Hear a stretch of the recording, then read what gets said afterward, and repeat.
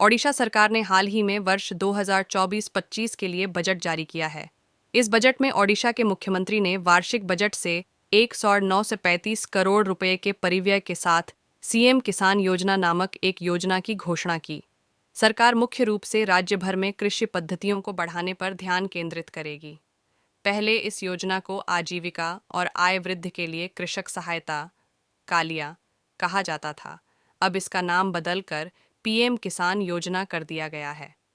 इस योजना के तहत किसान को 2 किस्तों में प्रतिवर्ष 4,000 रुपये की सहायता दी जाती थी। पहली किस्त में खरीफ सीजन के लिए 2,000 रुपये और रबी फसल के लिए 2,000 रुपये की दूसरी किस्त प्रदान की जाती है। इस योजना के तहत पंजीकरण करने के लिए आवेदकों को योजना की आधिकारिक वेबसाइट पर जाना होगा। नंबर 2, पिछली सर्दियों में देश भर में चर्चा का विषय बनी प्रधानमंत्री सूर्य घर मुफ्त बिजली योजना पीएम सूर्या गार मुफ्त बिजली योजना को लेकर हाल ही में कुछ अहम अपडेट सामने आए हैं। अगर आप इस योजना का लाभ उठाना चाहते हैं तो आपके लिए ये जानना ज़रूरी है। इस महत्वाकांक्षी योजना का लक्ष्य हर साल 1 करोड़ घरों को सौर ऊर्जा से निर्मित मुफ्त बिजली उपलब्ध कराना है। इसके तहत सरकार लोगों को अपने घरों की छतों पर सोलर पैनल लगाने के लिए आर्थिक मदद देगी। सब्सिडी की राशि सोलर पैनल की क्षमता के हिसाब से तय होगी। नंबर 3, 1 अगस्त 2024 से ₹50 50,000 से कम के ट्रांजैक्शन पर कोई एक्स्ट्रा चार्ज नहीं लगाया जाएगा। हालांकि इससे अधिक के ट्रांजैक्शन पर पूरी अमाउंट पर 1% चार्ज लगेगा, जो प्रति ट्रांजैक्शन ₹3,000 तक सीमित है। इसके साथ ही Tata Neu Infinity HDFC bank credit card के उपयोगकर्ताओं को टाटा न्यू यूपीआई आईडी का उपयोग करके किए गए योग्य यूपीआई ट्रांजैक्शन पर 1.5% न्यू कॉइन्स मिलेंगे। नंबर 4, सरकार कब जारी कर सकती है 18वीं किस्त? दरअसल पीएम किसान योजना के अंतर्गत अब तक पात्र किसानों को 17 किस्त का लाभ मिल चुका है। ऐसे में अब अगली बारी 18वीं किस्त की है, जिसका आधिकारिक ऐलान अभी नहीं हुआ है। लेकिन अगर नियम की माने तो हर किस्त 4 महीने में जारी होती है। ऐसे में जहां 17वीं किस्त 18 जून 2024 को जारी हुई थी, तो वहीं 18वीं किस्त अक्टूबर माह में जारी हो सकती है। इन किसानों को मिलता है लाभ। जब आप इस पीएम किसान सम्मान निधि योजना से जुड़ते हैं तो किस्त का लाभ लेने के लिए आपको कुछ काम करवाने होते हैं। इसमें मुख्यतः 3 काम होते हैं। पहली eKYC, दूसरा भू सत्यापन और तीसरा आधार को बैंक खाते से लिंक करवाना होता है। जो किसान ये काम करवा लेते हैं उन्हें किस्त का लाभ मिल पाता है। नंबर 5, जल्द ही अगस्त का महीना शुरू होने वाला है। यह महीना आर्थिक रूप से बहुत महत्वपूर्ण है।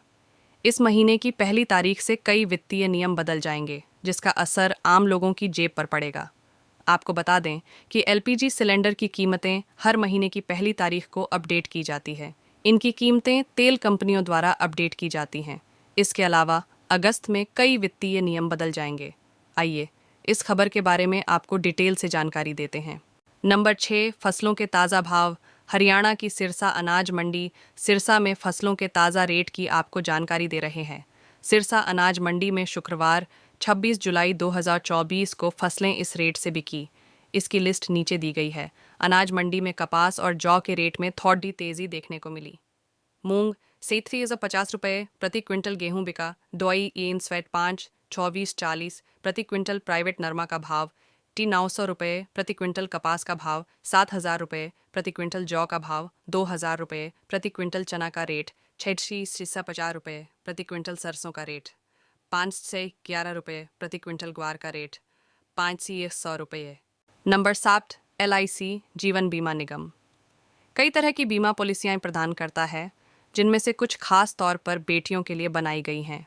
ऐसी ही एक योजना है LIC कन्यादान पॉलिसी, जिसका उद्देश्य बेटी की शिक्षा और शादी के खर्चों की चिंता को कम करना है।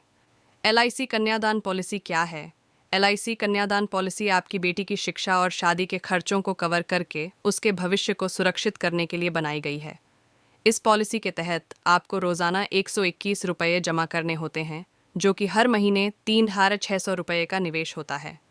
परिपक्वता और लाभ पॉलिसी 25 साल में परिपक्व होती है और परिपक्वता पर निवेशक को 27 लाख रुपये का लाभ मिलता है।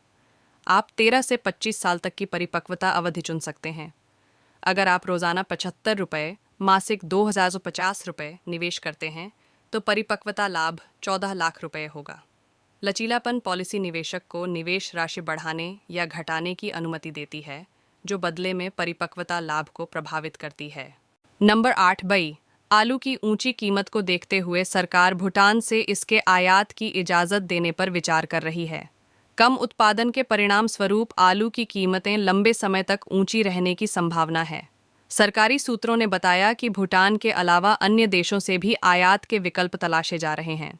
Number 9 Uttar Pradesh politics. लोकसभा चुनाव के बाद से ही उत्तर प्रदेश की सियासी हलचल की चर्चा हर तरफ हो रही है। सत्ता पक्ष और विपक्ष लगातार बयानबाजी कर रहे हैं, जिस वजह से राज्य का सियासी पारा पारा बढ़ा हुआ है। Number 10 tech news desk. Reliance Jio देश के जाने माने बिजनेसमैन और एशिया के सबसे अमीर आदमी मुकेश अंबानी की कंपनी है। हाल ही में रिलायंस जियो तब चर्चा में आई थी जब उसने अपने टैरिफ प्लान की कीमतों में बढ़ोतरी की थी।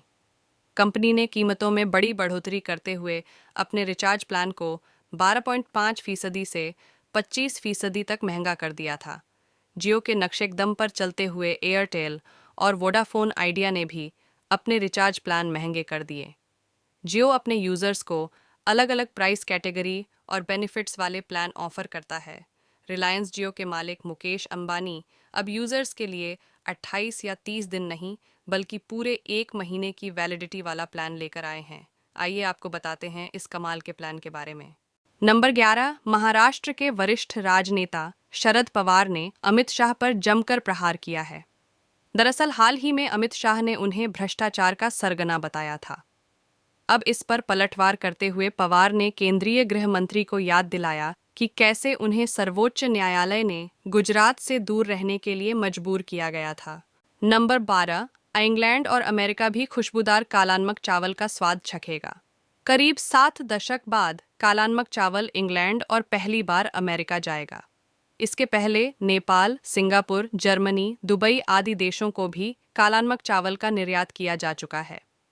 उत्तर प्रदेश की योगी आदित्यनाथ सरकार द्वारा एक जिला, एक उत्पाद ओडीओपी घोषित करने के बाद इस चावल की मांग अंतर्राष्ट्रीय स्तर पर बढ़ गई है। इंग्लैंड तो काला नमक के स्वाद और सुगंध का मुरीद रह चुका है। बात 7 दशक पुरानी है। तब देश भर में अंग्रेज़ों के बड़े बड़े फार्म हाउस हुआ करते थे। ये इतने बड़े होते थे कि इनके नाम से उस क्षेत्र की पहचान जुड़ जाती थी, मसलन बर्ड घाट, कैंपियरगंज आदि। सिद्धार्थनगर भी इसका अपवाद नहीं था।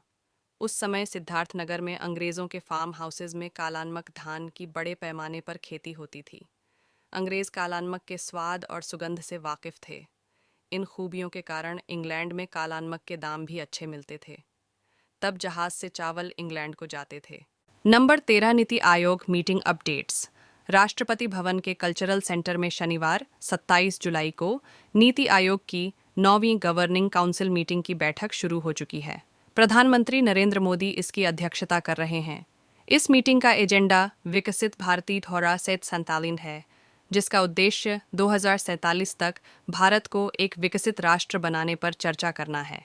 मीटिंग में विकसित भारत अवसैसालिन के विजन डॉक्यूमेंट के अप्रोच पेपर पर विचार विमर्श किया जा रहा है, ताकि केंद्र और राज्य सरकारों के बीच सहभागिता और सहयोग को बढ़ावा मिल सके और ग्रामीण व शहरी जनता की जीवन गुणवत्ता में सुधार हो सके। Number 14 cricket news desk. Bharat और श्रीलंका के बीच 3 टी20 मैचों की सीरीज का आगाज आज से होने जा रहा है। सीरीज का पहला मैच शनिवार 27 जुलाई को पल्लेकेले इंटरनेशनल क्रिकेट स्टेडियम में खेला जाएगा। Number 15 Indian railway new rule. Bharat में प्रत्येक दिन लाखों लोग ट्रेन से यात्रा करते हैं। अगर आप भी ट्रेन से यात्रा करते हैं तो आपके लिए बता दें कि रेलवे की तरफ से जुलाई महीने में एक बड़ा बदलाव किया गया है, जिसका असर सभी रेल यात्रियों पर दिखेगा। अब आपका टिकट होने के बावजूद भी यात्रियों को ट्रेन से उतर जा सकता है। रेलवे ने 1 जुलाई से नए नियम को बना दिए हैं। रेलवे की तरफ से पहली बार वेटिंग टिकट को लेकर सख्त फैसला लिया गया है। आइए जानते हैं क्या है रेलवे का नया नियम। नंबर 16 आने वाले दिनों में कई राज्यों में विधानसभा चुनाव होने वाले हैं। इसको लेकर तृणमूल कांग्रेस की सुप्रीमो ममता बनर्जी ने कई दावे किए हैं। साथ ही मीडिया से बात करते हुए केंद्रीय बजट को भी पूरी तरह से राजनीतिक रूप से पक्षपाती करार दिया और कहा कि इसमें सभी गैर राज शासित राज्यों की अनदेखी की गई है। दरअसल पश्चिम बंगाल की मुख्यमंत्री ममता बनर्जी ने शनिवार को नीति आयोग की बैठक में शामिल होने के लिए दिल्ली पहुंची थीं। ममता बनर्जी ने जो दावे किए हैं, उसने से बिहार की सियासत में हलचल मच गई है। मीडिया से बात करते हुए उन्होंने ये भी बताया कि आने वाले विधानसभा चुनावों में किस राज्य में कौन जीतेगा।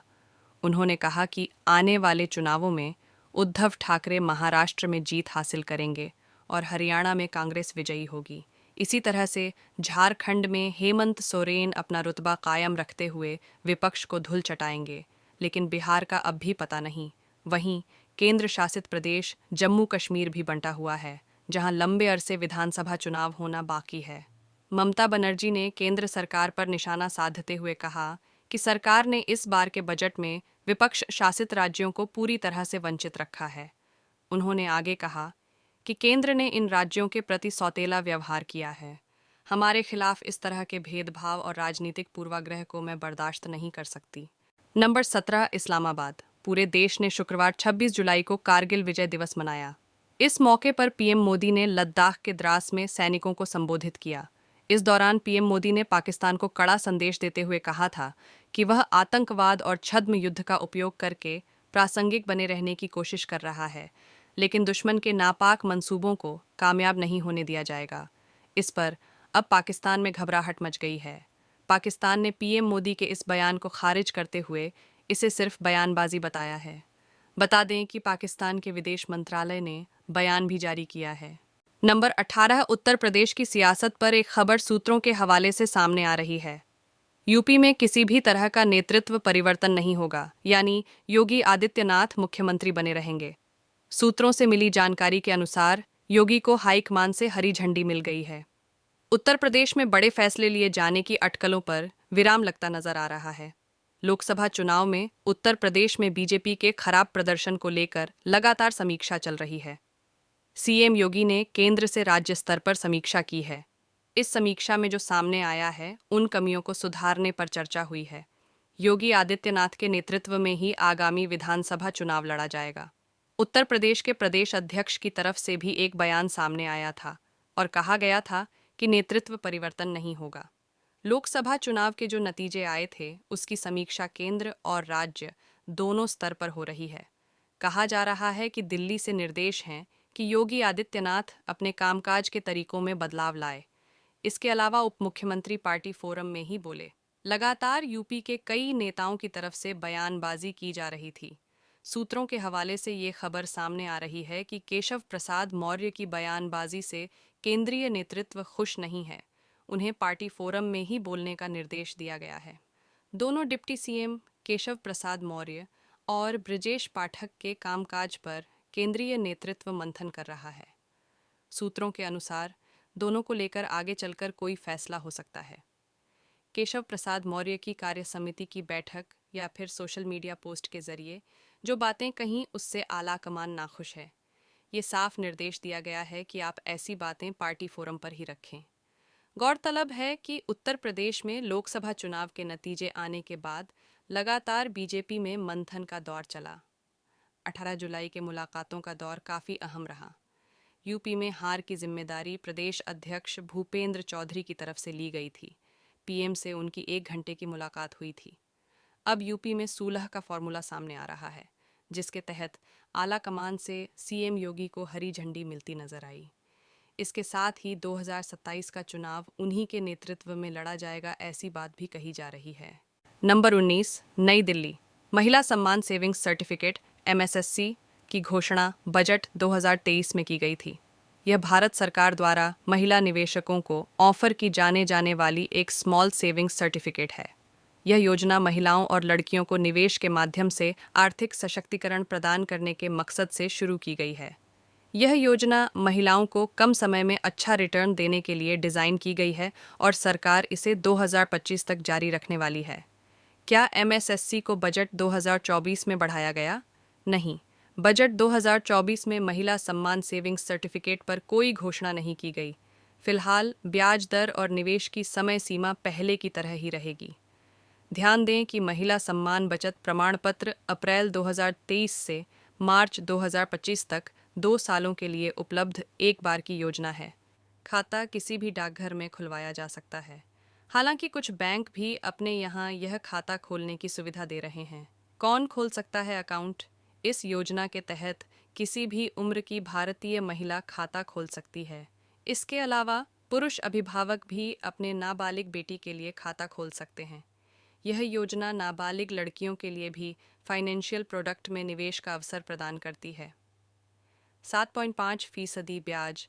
महिला सम्मान सेविंग सर्टिफिकेट पर सालाना 7.5% ब्याज मिलता है, जो हर तिमाही में खाते में जुड़ता है, लेकिन ब्याज और मूलधन मैच्योरिटी पर ही मिलता है। इस स्कीम का मैच्योरिटी पीरियड 2 साल है। अगर आप 2 साल के लिए इस योजना में 2 लाख रुपये का निवेश करते हैं, तो मैच्योरिटी पर आपको 2.32 लाख रुपये मिलेंगे। निवेश की सीमा। इस स्कीम में पूरे 2 साल के लिए कम से कम 1,000 रुपये निवेश किए जा सकते हैं। अधिकतम निवेश सीमा 2 लाख रुपये प्रति खाता है। 1,000 रुपये से ज़्यादा 100 के मल्टीपल में ही रकम जमा की जा सकती है। खाता खोलने के 1 साल बाद कुल जमा रकम में से 40% तक पैसा निकाला जा सकता है।